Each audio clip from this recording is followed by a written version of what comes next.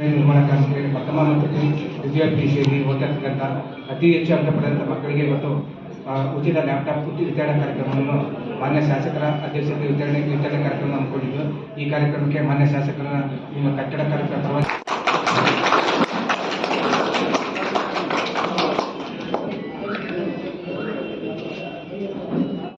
ಆತ್ಮಸ್ಥೈರ್ಯವನ್ನು ತುಂಬಿ ನೀವು ಜೀವನದಲ್ಲಿ ಯಾವ ರೀತಿ ಬದುಕಬೇಕು ಅಂತಕ್ಕಂಥ ಒಂದು ಆಶಾವಾದನೆಯನ್ನು ಇಟ್ಕೊಳ್ಳಿ ಅಂತಕ್ಕಂಥಕ್ಕೋಸ್ಕರ ಈ ಒಂದು ಸಭೆಯನ್ನು ಮಾಡಿ ನಿಮ್ಗೆ ಕೊಡಿಸ್ತಕ್ಕಂಥದ್ದು. ಹಿಂದೆ ಎಲ್ಲ ನಾವು ಹಾಸನಕ್ಕೆ ಹೋಗಿ ತರಬೇಕಾಗಿತ್ತು.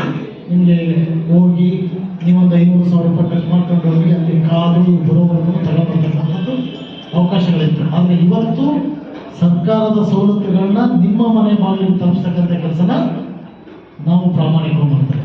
ಯಾಕೆ ಅಂತಂದರೆ ಇದು ವಿಶೇಷವಾಗಿ ನಮ್ಮ ಹೆಣ್ಮಕ್ಳುಗಳು ಇವತ್ತು ಇಲ್ಲಿ 500ರಿಂದ 1,000 ರೂಪಾಯಿ ಖರ್ಚು ಮಾಡ್ತೀವಿ. ಆ ಒಂದು ಉದ್ದೇಶದಿಂದ ಇವತ್ತು ನೊಂದಿರ್ತಕ್ಕಂಥ ಜೀವಗಳಿಗೆ ಶಕ್ತಿಯನ್ನು ತುಂಬತಕ್ಕಂಥ, ನಿಮಗೆ ನಾವೆಲ್ಲರೂ ಆಶ್ರಯವಾಗಿ ನಿಲ್ತಕ್ಕಂಥ ಅಧಿಕಾರಿಗಳು ಸಹ ನಿಮ್ಮ ಸೇವೆಗೆ ಸದಾ ಸಿದ್ಧರಾಗಿರಬೇಕು ಅಂತಕ್ಕಂಥ ಸಂದೇಶವನ್ನು ಕೊಡಿಸೋದ್ರ ಮುಖಾಂತರ ನಮ್ಮ DDO ಇದ್ದಾರೆ, ನಮ್ಮ ಪ್ರಾಮಾಣಿಕವಾಗಿ ಅವ್ರ ಮನೆ ಬಾಗಿಲಿಗೆ ತಲುಪಿದ್ದಾರೆ. ಇಲ್ಲಿ ನಮ್ಮನೆ ಹತ್ರ ಇಟ್ಕೊಂಡು ಕಳ್ಸಿಕೊಡ್ತಕ್ಕಂಥದ್ದಲ್ಲ, ಅವರ ಮನೆ ಬಾಗಿಲಿಗೆ ಕೊಡ್ತಕ್ಕಂಥ ಕೆಲಸನ ಯಮುನಾ ಮೇಡಮ್ ಅವರಿಗೆ ಸಮಾನರು. ಕಾರ್ಮಿಕರು ಶಿಲ್ಪಿಗಳು ಹಿಂದೆ ಹೇಳ್ತಿದ್ರಲ್ಲ, ಅವರಿಗೆ ಸಮಾನರು. ಎಲ್ಲರ ಕೈಲೂ ಕಾರ್ಮಿಕ ಕೆಲಸ ಮಾಡೋಕ್ಕಾಗಲ್ಲ, ಎಲ್ಲರೂ ಸುಂದರವಾದ ಕಟ್ಟಡ ಕಟ್ಟಕ್ಕಾಗಲ್ಲ, ಎಲ್ಲರೂ ಸುಂದರವಾದ ದೇವಸ್ಥಾನ ಕಟ್ಟಕ್ಕಾಗಲ್ಲ, ಚಿತ್ರಗಳನ್ನ ಬಿಡಿಸಕ್ಕಾಗಲ್ಲ. ಅದು ಏನು ಇರುವುದಲ್ಲೇ ಅವಿದ್ಯಾವಂತರಾಗಿ ಬರೀ ಕರುಣೆಯನ್ನ ಮಟ್ಕೋನ್ನ ಇಟ್ಕೊಂಡು ಮಾಡ್ತಕ್ಕಂಥವ್ರು ನಿಜವಾಗ್ಲೂ ಸಹ ನೀವು ನಿಜವಾದ ಶಿಲ್ಪಿಗಳು ಅಂತಕ್ಕಂಥದ್ದನ್ನ ಈ ಸಂದರ್ಭದಲ್ಲಿ ನಾನು ಹೇಳ್ತಾ, ವಿಶೇಷವಾಗಿ ವೇದಿಕೆ ಮೇಲೆ ಸರ್ಕಾರ ಸವಲತ್ತುಗಳನ್ನ ನಿಮಗೆ ತಲುಪಿಸಬೇಕು.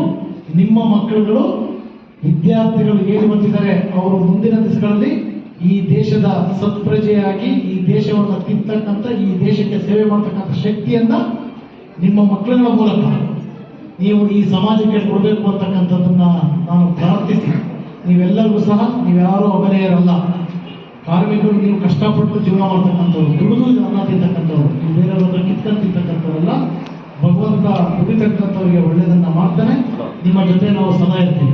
ನಿಮ್ಗೆ ಯಾವುದೇ ಸಂದರ್ಭದಲ್ಲಿ ನಿಮಗೆ ಕಷ್ಟಗಳಿದ್ರೆ ನಾನು ಖಂಡಿತವಾಗಿ ನಿಮ್ಮ ಜೊತೆ ನಾವು ಇರ್ತೀವಿ ಅಂತಕ್ಕಂಥದ್ದು ಹೇಳ್ತಾ, ಮತ್ತೊಮ್ಮೆ ಇಲಾಖೆಯವರಿಗೆ ಸದಾ ನಿಮ್ಮ ಸೇವೆಗೆ ಅವರು ಸದಾ ಸಿದ್ಧರಾಗಿರ್ಬೇಕು ಅಂತಕ್ಕಂಥದ್ದನ್ನು ಹೇಳ್ತಾ, ಇವತ್ತೇನು 33 ಪ್ಲಸ್ ಜಾವಗಲ್ ಅವರು 3 ಜನ ಏನಪ್ಪ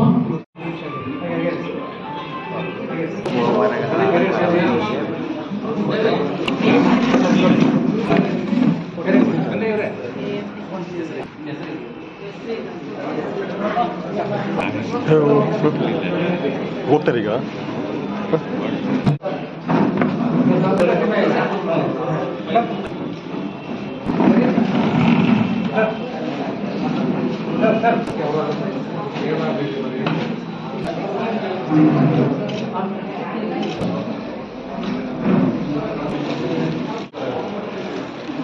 ಲೋಕೇಶ ಕವಿ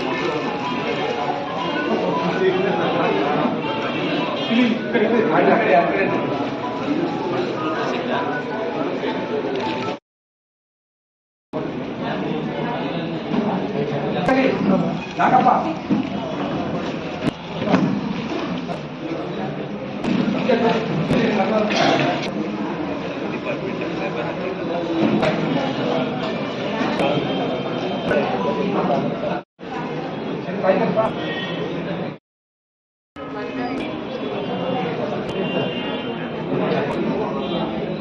ಮಾತ್ರ ಯೂಸ್ ಮಾಡ್ಕೊಳ್ಳಿ. ಮಕ್ಳಿಗೆ ಹೇಳ್ತಾ ಇದ್ದೀನಿ, ಲ್ಯಾಪ್ಟಾಪ್ನ ತುಂಬಾ ತರ ಯೂಸ್ ಮಾಡ್ಕೋಬಹುದು, ಗೊತ್ತಾಯ್ತಾ?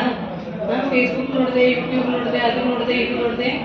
ಅಪ್ಪ ಅಮ್ಮಂದ್ರು ಸ್ವಲ್ಪ ಎಚ್ಚರಿಕೆ ವಹಿಸ್ಬೇಕು, ಆಯ್ತಲ್ಲ? ನಿಮಗೆ ಕೊಟ್ಟಿರೋ ಲ್ಯಾಪ್ಟಾಪ್ನ ಒಳ್ಳೆ ರೀತಿಯಿಂದ ಉಪಯೋಗಿಸ್ಕೊಂಡು ವಿದ್ಯಾಭ್ಯಾಸಕ್ಕೆ ಉಪಯೋಗ ಆಗ್ಲಿ ಅಂತ ಕೊಡ್ತಾ ಇದ್ವಿ, ಆಯ್ತಾ? ಇದನ್ನ ದುರುಪಯೋಗ ಪಡಿಸ್ಕೊಳ್ಳೋದಾಗ್ಲಿ, ಮಾರ್ಕೊಳ್ಳೋದಾಗ್ಲಿ, ಬೇರೆಯವ್ರಿಗೆ ಕೊಡೋದಾಗ್ಲಿ ದಯವಿಟ್ಟು ಮಾಡಬೇಡಿ. ನೀವು ಯಾರಾದ್ರೂ ಇಂಥದ್ದು ಮಾರ್ಕೊಂಡಿದ್ದು ಅದು ಇದು ಕಂಡು ಬಂದ್ರೆ ನಿಮ್ಮ ಕಾರ್ಡ್ ಫ್ರೀಸ್ ಮಾಡ್ತೀವಿ ನಾವು, ಅರ್ಥ ಆಯ್ತಲ್ಲ? ದಯವಿಟ್ಟು ಮಕ್ಕಳು ನೀಟಾಗಿ ಲ್ಯಾಪ್ಟಾಪ್ ಯೂಸ್ ಮಾಡ್ಕೊಳ್ಳಿ, ಓದಕ್ಕೆ ಯೂಸ್ ಮಾಡ್ಕೊಳ್ಳಿ. 24ರವರೆಗೆ ಒಟ್ಟು 1995 ಜನ ಫಲಾನುಭವಿಗಳನ್ನ ಕಟ್ಟಡ ಮತ್ತು ಇತರೆ ನಿರ್ಮಾಣ ಕಲ್ಯಾಣ ಮಂಡಳಿಯ ಸದಸ್ಯರನ್ನು ನೋಂದಾಯಿಸಲಾಗಿರುತ್ತದೆ. 67 ಮದುವೆ ಅರ್ಜಿಗಳನ್ನು ಸ್ವೀಕರಿಸಿದ್ದು, ಇದರ ಪೈಕಿ 56 ಮದುವೆ ಅರ್ಜಿಗಳನ್ನು ಪರಿಶೀಲನೆ ಮಾಡಿ ಮಂಜೂರಾತಿಯಾಗಿರುತ್ತೆ. ಇದರಲ್ಲಿ 14,80,000 ನೆಟ್ ಮೂಲಕ ಫಲಾನುಭವಿಗಳ ಖಾತೆಗೆ ಜಮಾ ಆಗಿರುತ್ತದೆ. 6 ಪಿಂಚಣಿ ಧನ ಸಹಾಯದ ಅರ್ಜಿಯನ್ನು ಪರಿಶೀಲನೆ ನಡೆಸಿ 3 ಫಲಾನುಭವಿಗಳು ಮಾಸಿಕ 3,000ದಂತೆ ಪಿಂಚಣಿ ಮಂಜೂರಾಗಿರುತ್ತದೆ. 13 ಪ್ರಮುಖ ವೈದ್ಯಕೀಯ ಧನ ಸಹಾಯದ ಅರ್ಜಿಗಳನ್ನು ಸಲ್ಲಿಸಿದ್ದು ಅದರ ಪೈಕಿ 11 ಅರ್ಜಿಗಳನ್ನು ಪರಿಶೀಲನೆ ನಡೆಸಲಾಗಿರುತ್ತೆ.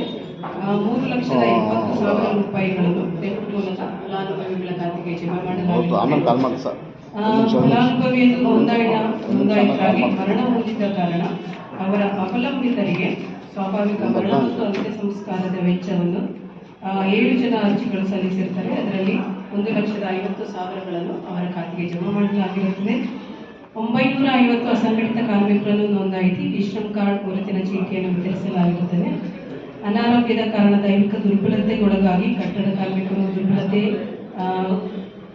ಅರ್ಜಿ ಸಲ್ಲಿಸಿದ್ದ ಅರ್ಜಿಗಳಿಗೆ ಎಕ್ಸ್ಗ್ರಾಷಿಯಾ ಕೋರಿ ಸಲ್ಲಿಸಿರುವಂತಹ ಅರ್ಜಿಗಳಿಗೆ 1,50,000 ಮತ್ತು ಮಾಸಿಕ 2,000ದಂತೆ ಪಿಂಚಣಿ ಮಂಜೂರಾಗಿರುತ್ತದೆ.